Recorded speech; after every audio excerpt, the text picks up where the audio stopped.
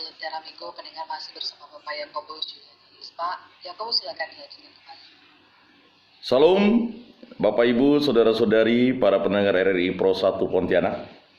Kita lanjutkan tentang tema kita, Allah adalah kasih atau Deus Caritas Est. Bagaimana kita harus secara praktis membayangkan jalan kenaikan dan pembersihan ini? Bagaimana kasih harus dihayati agar janji insani dan ilahinya terpenuhi? Petunjuk penting pertama dapat kita temukan dalam Kidung Agung, kitab Perjanjian Lama yang dikenal para mistisi. Menurut kebanyakan pendapat dewasa ini, syair-syair kitab ini semula nyanyian asmara yang barangkali konkret dimaksudkan untuk pesta perkawinan Israel.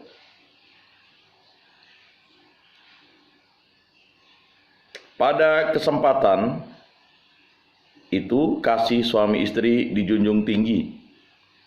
Amat instruktif bahwa dalam menyusun kitab ini dipakai dua kata untuk kasih. Pertama, kata dodim, bentuk jamak, yang diganti dengan kata ahaba, yang dalam terjemahan Yunani Perjanjian Lama diselan dengan kata yang bunyinya hampir sama, agape, dan seperti kita lihat menjadi kata pengenal untuk pemahaman Alkitabiah kasih.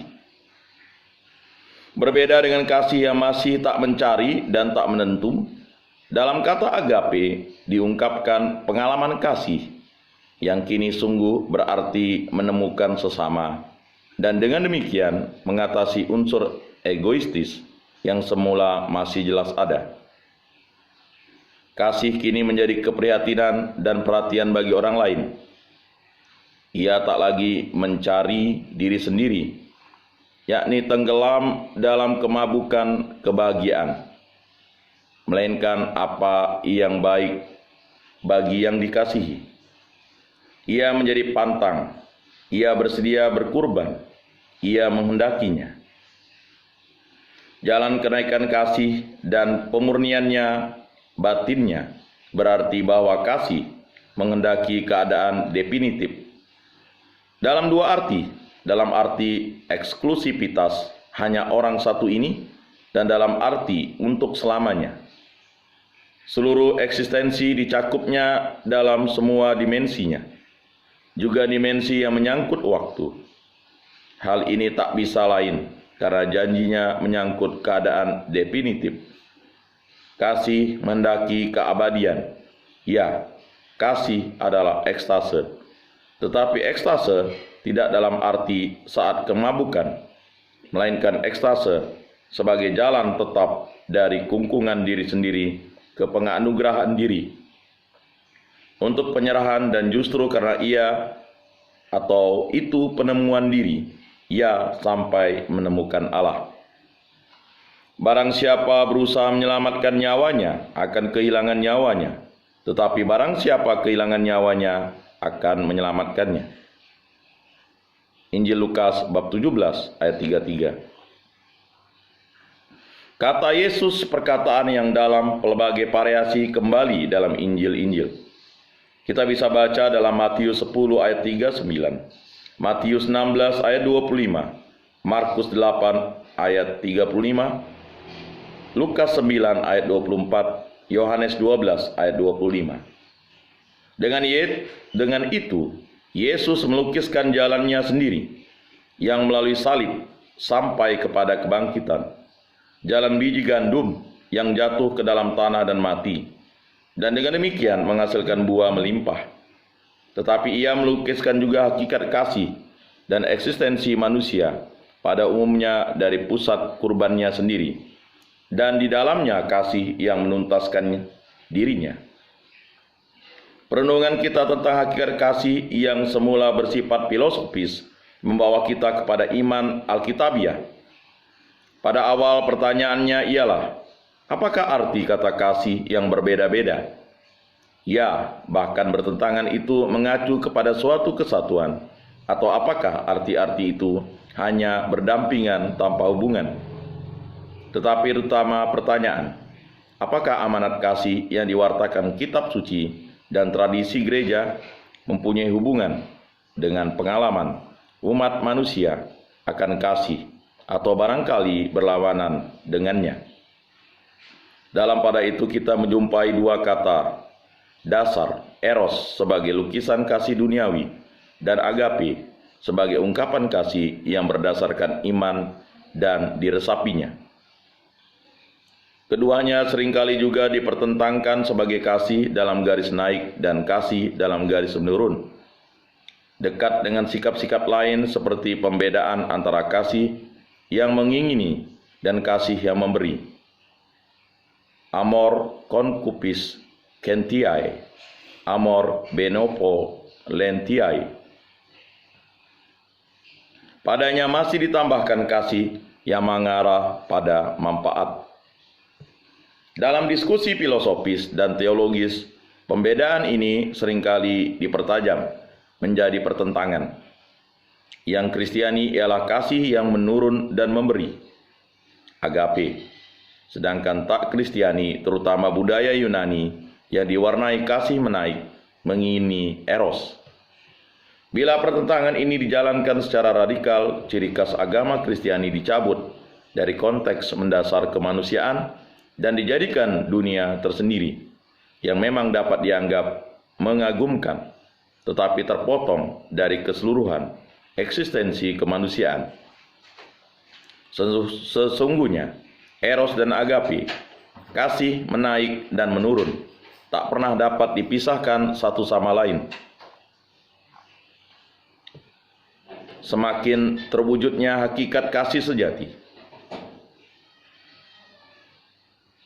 bila eros pada permulaan terutama menuntut dan pada garis menaik, pesona oleh janji besar kebahagiaan, maka dalam mendekati orang lain, makin sedikit memperhatikan diri sendiri, makin menghendaki kebahagiaan orang lain, makin memperhatikannya, menganugerahkan diri, mau berada baginya.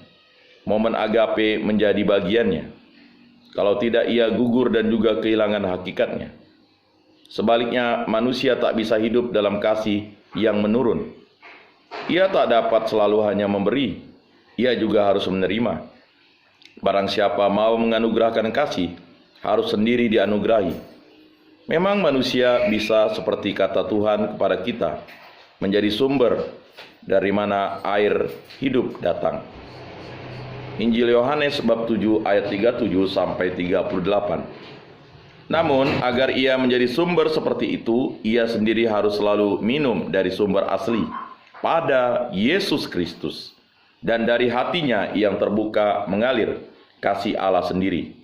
Kita bisa baca dalam Injil Yohanes 19 ayat 34. Para bapak gereja melihat kaitan tak terpisahkan antara kasih menaik dan menurun, antara eros yang mencari Allah dan agape yang meneruskan penganugerahan diri menurut berbagai cara dilambangkan dalam cerita tangga Yakob. Dalam teks Alkitabiah ini dikisahkan bahwa Batrik Yakob dalam mimpi tentang batu yang dipakainya sebagai bantal melihat tangga yang menjulang sampai ke langit dan malaikat turun naik di tangga itu. Kita bisa baca dalam Kejadian 28 ayat 12, Yohanes 1 ayat 51. Amat mengesankan tafsiran mimpi ini yang diberikan Paus Gregorius Agung dalam regula pastoralnya. Gembala yang baik, katanya kepada kita, harus berakar dalam kontemplasi, karena hanya dengan demikian mungkinkah baginya menampung kesusahan orang lain dalam hatinya sehingga menjadi miliknya. Per pietatis piscera in se infirmitatem caeterorum transperat. Dalam pada itu Gregorius menunjuk Paulus yang membiarkan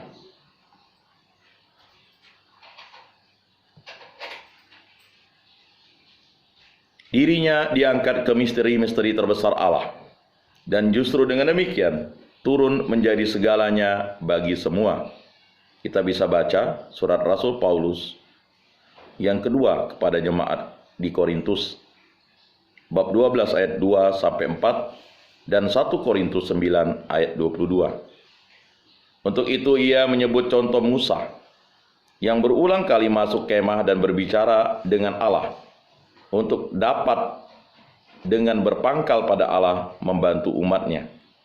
Di dalam kemah ia diangkat perenungan. Di luar kemah ia membiarkan dirinya didesak beban mereka yang menderita. Intus in contemplatiotem rapitur, poris infirmatium negotiis urgetur. Dengan begitu kita mendapat jawaban pertama yang masih umum atas kedua soal yang disebut di atas. Pada akhirnya kasih merupakan satu realitas, tetapi ada pelbagai dimensi. Setiap kali hanya satu yang dapat lebih menonjol. Namun di mana kedua dimensi sama sekali terpisah, timbullah karikatur atau paling sedikit bentuk kekurangan kasih. Dan kita juga pada dasarnya sudah melihat bahwa iman Alkitabiah membangun dunia di samping atau melawan gejala manusiawi kasih, melainkan menerima manusia seutuhnya, campur tangan seraya memurnikan dalam mencari kasih dan membuka dimensi baru.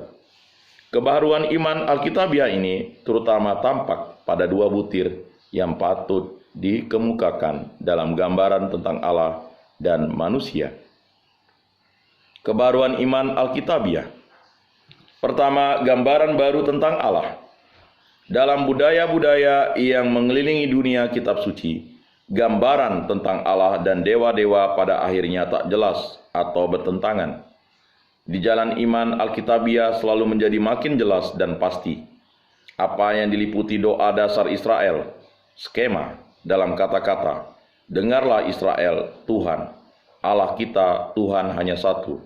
Ulangan 6 ayat 4. Hanya ada satu Allah, pencipta langit dan bumi, dan karenanya juga Allah semua orang. Dua hal presisi ini tiada taranya, bahwa sungguh semua dewa lainnya bukan Allah, dan bahwa seluruh realitas di mana kita hidup mengacu kepada Allah, diciptakan olehnya. Tentu gagasan penciptaan juga terdapat di tempat lain, tetapi hanya di sini menjadi amat jelas bahwa bukan sembarang Allah, melainkan satu-satunya Allah yang benar sendiri pencipta seluruh realitas. Bahwa realitas ini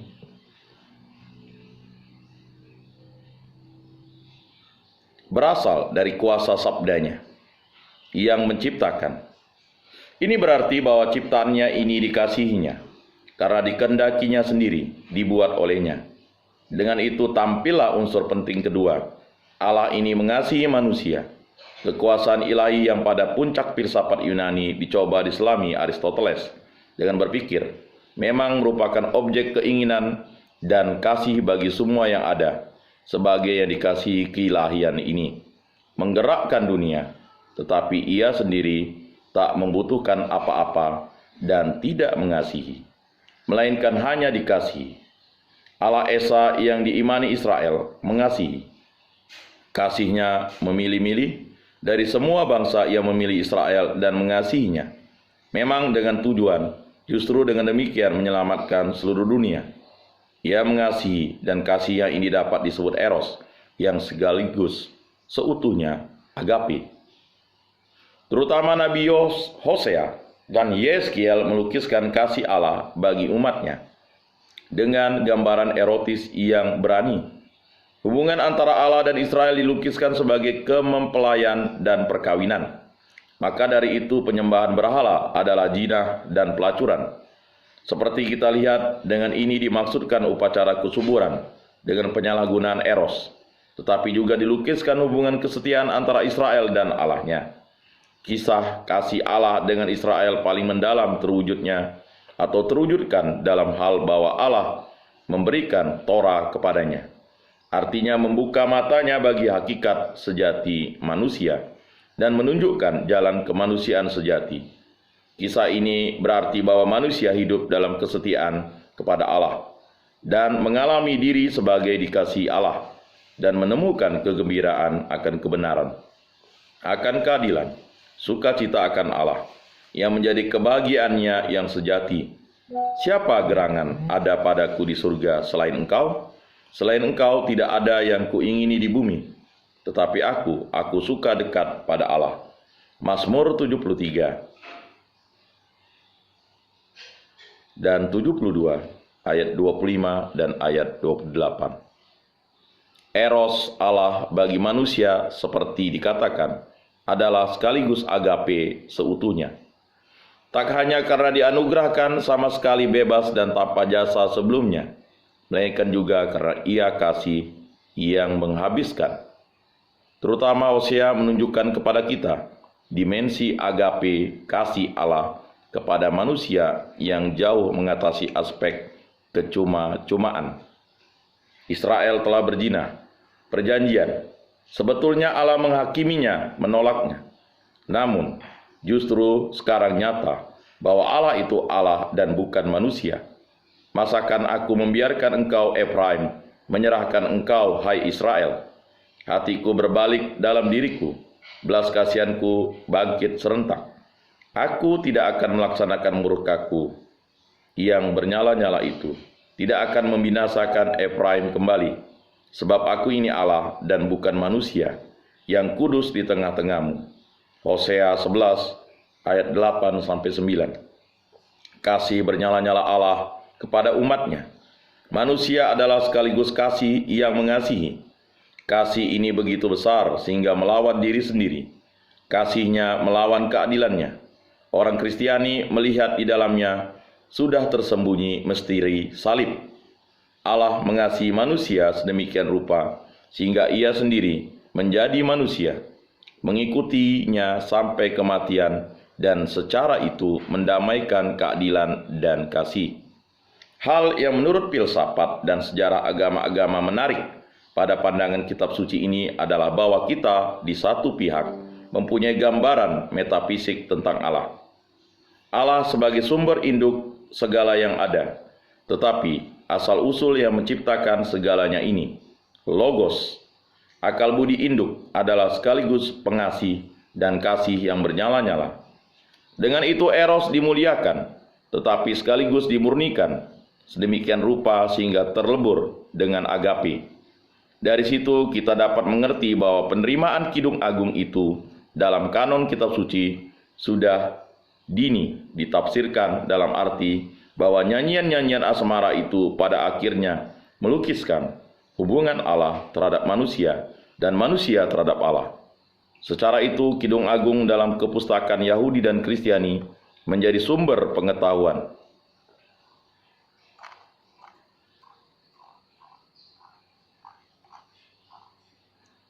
Mistik, di mana terungkap hakikat iman Alkitabiah. Ya, ada persatuan. Ini bukan peleburan. Hilang dalam samudera tak bernama keilahian, melainkan persatuan yang menciptakan kasih, di mana keduanya, Allah dan manusia, tetap mereka sendiri, tapi toh menjadi satu.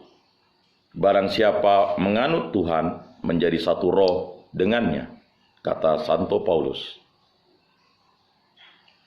1 Korintus 6 ayat 17. Bapak Ibu, saudara-saudari yang terkasih, demikianlah tema kita tentang Allah adalah kasih. Deus Caritas Est. Pada lain kesempatan kita akan membahas lebih dalam tentang Deus Caritas Est ini, karena begitu menarik untuk kita. Dan mari kita tutup lentera Minggu Katolik kita dengan berdoa. Dalam nama Bapa dan Putra dan Roh Kudus. Amin. Allah Tritunggal yang Maha Kudus, Engkaulah yang Maha Sempurna. Engkau memberikan cinta kepada kami, kasih yang begitu besar kepada kami, sehingga Engkau menganugerahkan Putra-Mu yang tunggal, Tuhan kami Yesus Kristus, untuk menyelamatkan seluruh alam semesta dan terutama umat manusia ini untuk kembali kepadamu. Engkaulah yang mendamaikan kami, sehingga Engkau memberikan Yesus Kristus sebagai pendamaian atas kami. Semoga kami selalu menjadi terang dan garam, dan menjadi berkat bagi sesama. Semua doa ini kami serahkan dengan perantaraan Tuhan kami Yesus Kristus, yang hidup dan meraja kini dan sepanjang segala masa. Amin. Dalam nama Bapa dan Putra dan Roh Kudus. Amin. Salam, salam kasih, damai dan sejahtera. Tuhan memberkati, menyertai dan melindungi kita semua. Semoga bermakna dan bermanfaat dalam hidup kita. Salpi. Terima kasih atas kerabat kerja RRI Pro 1 Pontianak. Dan marilah kita mendengarkan satu pujian dari kerabat kerja RRI Pro 1 Pontianak.